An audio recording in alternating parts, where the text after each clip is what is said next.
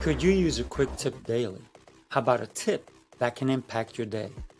My name is Rafael. Join me as I bring you tips by experts around the world.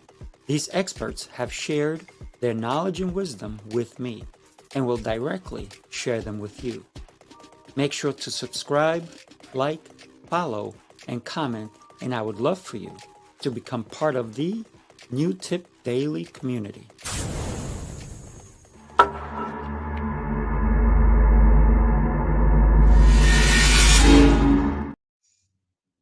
Chris, good morning, my friend. How are you today?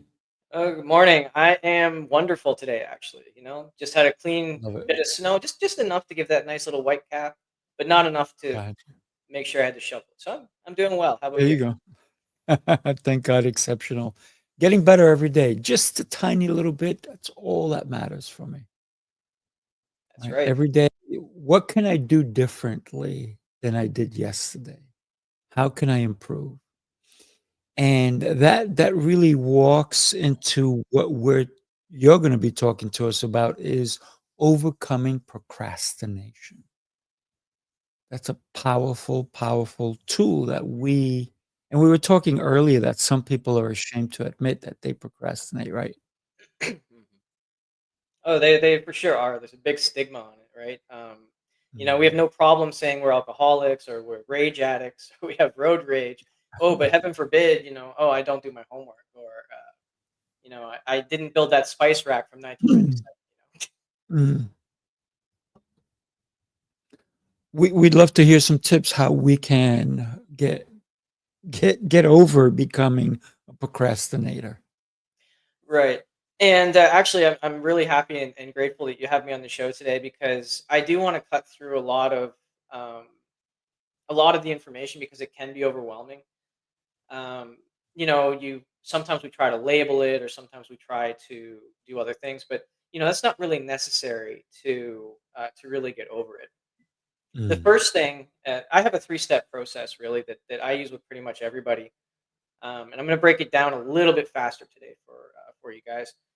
But essentially, step one is just knowing yourself, and I know this sounds like, it sounds like something that, oh, come on, get this guy off. He's telling me I should know myself. Come on, I've lived with myself for X years. And the reason I say know yourself is because the more you understand yourself, the more that you can actually start to win. What are your values, your core values? You know, um, when are you the most energetic, right? Actually know Mm. your daily routines. It's not about time management. It's really about energy management, right? So you want to know when you're the most energetic, when you're the most alert and clear-headed, and then the beginning is to start to try and work your most important things around in those times. Now, that's only the first step. The second step is, if you're having an issue on certain things, you want to really you want to understand the why you're doing that. Again, it's Mm. not about judging yourself or labeling or anything Right, like right. that. But if you know the why, you might actually be able to get over it, and it might be something simple and small. I'll give you a real example from my own life. So, Sure. I'm not a big gym guy, but I do try to get out and exercise a little bit in our garage. So I have my weight set out there, a little bike, little treadmill, and I'd be getting up at 5:30 in the morning and going out there and doing a little bit of a routine. And this was fine right up until my daughter got into school. And Mm. what happened is summer, Canada up here, summer, we want to get outdoors. So, I had an excuse to not get outdoor, to not do the exercise, wanted to spend time with my daughter. So I said, I'll pick it back up when she goes back to school. No problem. She goes back to school in September. She goes back to school in September, and everything's fine until about mid-November. Then I start dragging my feet. I skipped a day or two, and it's like, okay, hold on, hang on, what's going on? So I Mm. had to break it down. Getting up at 5:30, not an issue for me. Doing the exercise, Right. not an issue for me.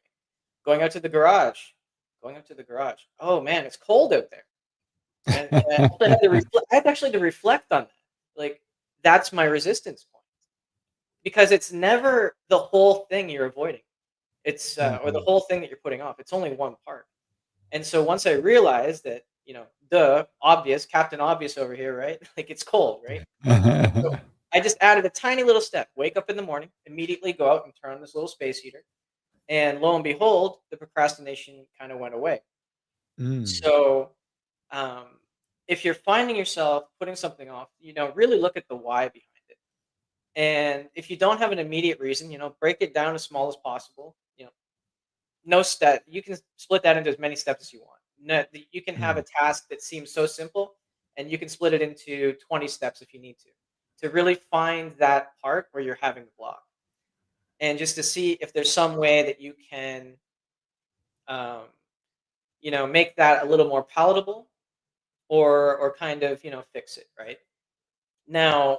Of So, course, that's not possible with everything, which leads me to my kind of step three, which is if you're not able to, um, quote unquote, well, I'm not going to say fix it. If you're not able to tweak it a little so that it's no longer something that you're putting off, then that comes into you got to take your own power back. And we have that trifecta, which is, when we have to, no, we don't have to. Everything in life is a choice. mm, You that know, is true. Yep. there's literally two things that aren't a choice. That's coming into the world and sort of leaving the world, right? Right. Everything else in the middle is a choice. And so you try and make it, you try and take your power back, right? And I'll give you an example of this. I had a really long day.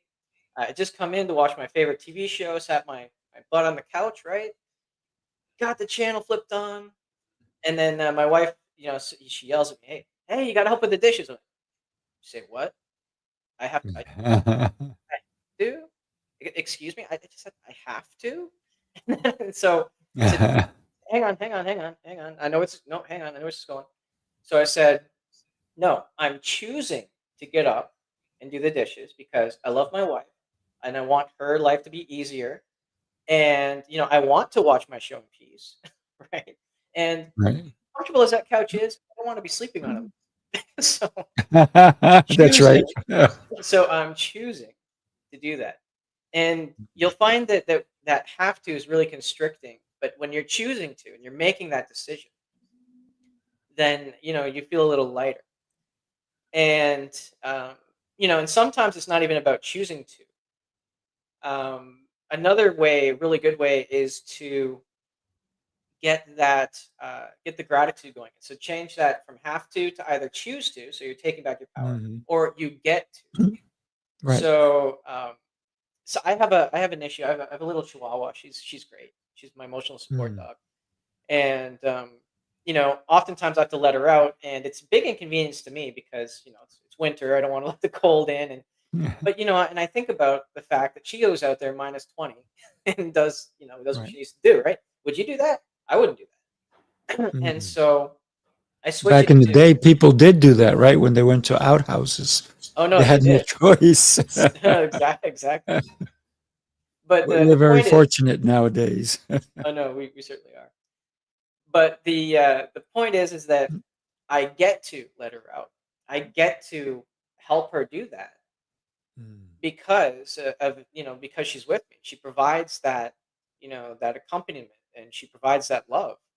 And so Mm. everything she does out of love. So I mean, I get to reciprocate that, right? Yeah. And it just shifts it to a place of gratitude rather than oh man, I got to do this again, right? And we tend to do that so much. And I'll have to admit, sometimes I procrastinated a little bit in letting her out. Um, and that I switched to that get to. And that's pretty much the three steps that you can take to try and overcome procrastination without any fancy labels, without any sitting there and trying to analyze everything for hours on end. Mm. What are your thoughts about somebody who you say, "Hey, what are you doing tomorrow?" "Oh my God, I got so much to do. I got this, I got that," and then they spend 20 minutes telling you all the things they have to do, but they spend 20 minutes doing nothing except talking about it. Uh, so they are procrastinating because they're so busy instead of maybe making prioritizing Uh, their 5 million things they need to do. What are your thoughts on that? And how do we help somebody who is in that state to come out of it and understand that maybe we need to make a list? And some people hate lists, some people love lists, but at least if it's in front of you. And we talked earlier about when we need to have something done, we put things in front of us, right? So that it's pertinent, it's always visible, and we go, now I have time for it. Let me go do that, right? Right. So I'm a big fan of the Eisenhower box myself. But first of all, and I know some people don't like lists. My wife, she hates lists. I love lists. It's a constant battle. We have to get this from the Mm, supermarket, put it on a list. I don't do lists. You should know. right. I'm gonna forget something. Yeah. No. No, so one of the things to do is to just get it all out. A lot of people that they feel overwhelmed with everything they have to do is because they really don't have an idea of everything they have to do. And Mm. so I like to do brain dumps, which is just, you take everything that's in your brain. Usually if you can do it the night before Ooh, rather than, the day of, it's better. You just take that brain dump, you write everything out. Doesn't matter what order. Doesn't matter what order. And then you look at everything and then you kind of prioritize based on that, right? So mhm. I normally say to people, first of all, we're human beings, not human doings. So by just being, we're fulfilling that purpose that we're supposed to be doing there. Of course, that doesn't get the bills paid or anything else, but Right. remember that. Give yourself some compassion because you are human. And I tend to say you take the top 3 or 4 things and you put those on your list for the day. And, a lot of people say to me, well, 3 to 4 things. I have 500 things on this list. It's like, well, do you? And so what do you mean? And so they write down everything they have to do. Right. And, some of these things we're inundated with so much, stimulus, social media. We get text messages from family members or friends or whatever. So a list might look like I have to pay the electric bill. I have to go get groceries. I have to plan a party this weekend because my sister's in-law is turning 30 or whatever, right? Right. And so you look at those things, and that can seem very overwhelming. But I mean, really, out of that, what's the overwhelming part? What causes overwhelm? Mm. So what causes overwhelm is one of two things. It's either you don't know how you're going to do something, Right. like you don't have all the information and you don't feel prepared that how you're going to do something. Or the second thing is what I like to call not my circus, not my monkey. And that is just saying that sometimes we take on things that we have no control over. Like we have no direct control over, and it's not even our thing to take of, right? So it's not our thing to even do. And we're attempting to do this thing even though it's not something we have control over, right? So and that is very overwhelming to us because the brain will just keep working and working and working trying to figure something out. Even though it knows that, you have no control over it because the brain's a problem Right. solver. So you've got your list out, you've dumped it, you've got the 4 things. You look at the other things. Okay, is there anything that is, urgent today? And those are the things that you want to try and put in that slot of 4. Then after that, you try to put them into the categories of, well, it's not urgent, but it is needed. So you can plan it. And then the next step is in delegation. And Mhm. this is a big one. So I give you that list, pay the electric bill, buy the groceries, plan the party. So the electric bill probably is not due the same day you get it. So plan it. Plan to do it. Yeah. The groceries, well, you probably got to eat, so you might want to do that. Mhm. And then the party, I mean, those can be overwhelming. So, I might say, okay, I can do some of this, but I mean, one, it's not my relative. It's not, the party's not being held at my place. Right. So you delegate it. You say, I'll be happy to help, but you delegate that out because it's not something you're supposed to take on. Mhm. And You're just assisting, right? yeah, and I want to go back to that overwhelmed part just a bit because it's very strange. I find it very strange how we can take these things onto ourselves. And I have a very personal example so I can understand. I had to help someone out in my family who was facing homelessness, Mm, and this was something that we knew was coming up, and I got very overwhelmed. Like everything was overwhelming to me. Things I had to do, I had to write an email. I felt overwhelmed. I felt overwhelmed by 10, 20 things I used to do every day. I felt overwhelmed. But it wasn't those 10 to 20 things. It was because I was helping out in this situation where I really, one, I didn't know how to handle it. And two, I really had no control over it, right? Because it's mhm. not, Right, even though it was directly related to me and I was helping, it wasn't related to me, if that makes sense. right. Absolutely. Well, you earlier you talked about you're going to sit down, watch a TV show, and then your wife says you have to help with the dishes, and you asked yourself the question: Do I have to, or do I get to? What is your thought on somebody who is constantly nagged? And I'm going to say the word nag, and somebody might not like that I said it. But when somebody, whoops, and there goes my camera telling you that that's me, right? So when somebody constantly says something to you that you're not doing, to you personally, it seems like you're being nagged. It seems like you're being reminded over and over and over and over again. So it seems like you're being nagged. But meanwhile, if you had done it the first time, it wouldn't be a nag. It wouldn't be a reminder consistently. And then is it that somebody who doesn't follow up the first, second, third time, is it because they want to be put in a place where somebody's constantly chasing them? Mm. It's not always about that. I mean, I could see how that can be a factor. It's sometimes, but normally it's just a case of mismatched priorities. So and this happens a lot in couples, right?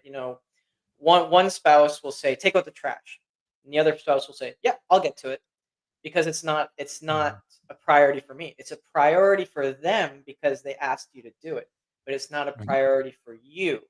I mean, you'll still do it, or well, you plan to do it, but it's not a priority to you. So if somebody's telling you to do something more than once, it means that you have to reflect on that, and you have to communicate and say, okay, so I understand that this is important to you. Maybe it's important to the other person because the garbage smells. Maybe you're not in the kitchen all the time, right? So you don't care. You don't notice the smell. But maybe they're in the kitchen trying to cook and they're trying to, do this really nice meal and they just smell garbage all the time, right?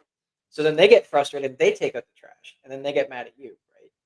Mhm. So you really, again, that comes back to the self awareness and also to the awareness of others, right?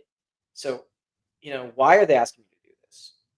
And it really has to make sense to you before you're really going to get on board with it, right?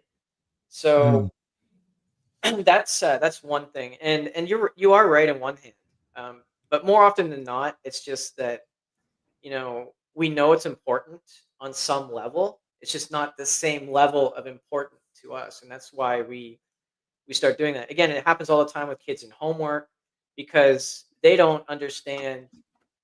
They haven't grasped the concept that they need to do this because it's a habit that they're going to form for later on in life, right? Mhm. They don't see it that way. They see it as, oh well, yeah, that's boring. It's due at school on Monday. This TV show's on now. I'm going to do the TV show now, right? Put that off for later. It's Yeah. almost like when you tell your kids to clean your room, and the Mhm. kids are like, no, and then it gets messier and messier and messier and messier, and then all of a sudden the parents are having a fight with their children because they didn't explain the reason for cleaning the room. Right? I'm glad you said that because that is a big part of life in general.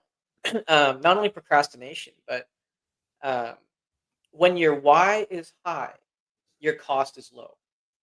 So when you don't know why you're doing something, and we see this, and then this is something that we have. When you talk to somebody and they say, "I have this soul sucking job," and you know why? It's because they don't understand why they're doing it. Mhm. And maybe it goes against their core values at some level, but they don't understand. They don't understand why they're doing it. And I mean, I know I'm going to get some feedback on that. Like, oh, what do you mean? I'm doing it because I want to get paid. I want my money. I need to money to live and stuff. But no, it's not about that. It's about why specifically you're performing that function, because we as Mhm. human beings at our core level, um, most of us, we just want to feel useful, to be of Mhm. use. And when we start doing things that we consider to be pointless, we get unfulfilled. We feel you know uh, kind of sad because we're not being useful. And that leads to, well, at least a whole bunch of other things, including procrastination, right? So if we Right. don't see a reason to it, it's really hard for us to get up and actually move. Mm. Yeah. Love the tips. Love the idea of finding the why we need to do something so that we don't procrastinate. And understanding that everything is a choice. Everything. Literally everything. You can choose not to go to work. You just don't make the money. You could choose not to pay your rent. You just are going to be evicted. You can choose all these different things in life. But when we choose wisely, now our life is more fulfilling. And procrastination is just putting off things that we believe are not important or scary about that thing. This is too scary. I can't do this now. Oof, I can't do it. I can't do it. So a lot of people put things off because of fear as well, right? Mm. Oh yeah. Oh yeah, just to go over the five stations, just really quick. I mean, there's the perfectionist, right? So it's got to be perfect or it's no go. Then you've got the Mhm. worrier. That's the fear part. Like, oh, what are they going to think of me? What if it doesn't work out? What if Mhm. we can come up with all sorts of these things? That's the fear, right? Then we have the dreamers. The dreamers, they love planning things. They get that dopamine rush, and then they get lost in the details. It becomes overwhelming because they don't know how or what ways they can do it, or it gets boring. Right? You've already got the dopamine. Why do I Right. need to do the thing? And then we got the crisis maker, which is everybody in school. Right? It's not urgent until, oh man, it's due today. Mm. And then we have the defiers, which is that sort of that have to, right? Like we like our autonomy and don't like being told what to do, right? Like, I have to, Right. no, I don't. Love it. Love it.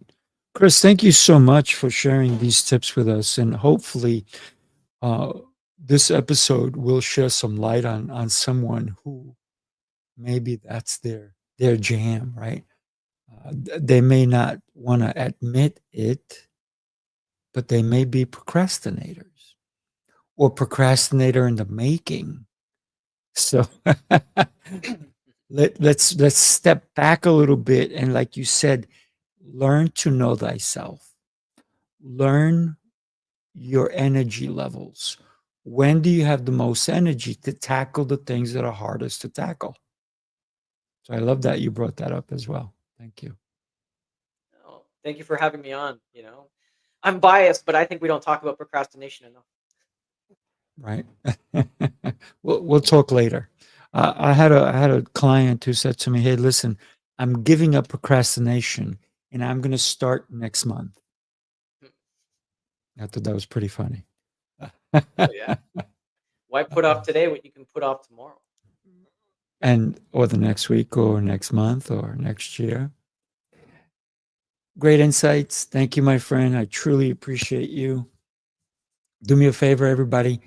Share this show with someone who may be a procrastinator but doesn't want to admit it.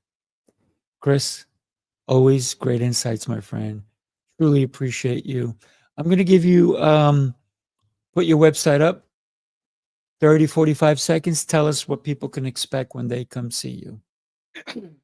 Oh, what people can expect when they come see me is, judgment-free zone, and just a mindset shift. Because one of the important things to realize about procrastination is that you're not lazy, you're not broken. You don't need to be fixed. Okay, everybody does the best that they can with the information they have on hand, right? So your brain on some level is just trying to protect you from some level of discomfort or pain, right? So just by tweaking that a little bit, you can get out of it. But again, I just like to reiterate that you're not lazy, you're not broken, there's nothing wrong with you. You're actually working the way you're supposed to be working. It's just in a way that is not totally beneficial to you. And so again, a judgment-free space, a lot of positivity, some puzzles, maybe some dad jokes, take the lighter side of things. You know what we need? There's so many dad jokes out there. We need to get started on some mom jokes, and we'll have to talk about that at another time. I value my life a little too much for that yet. No, for moms to start doing mom jokes, not us, obviously. Thank you, my friend. Have yourself an exceptional Friday, everybody. Talk to you soon. Take care.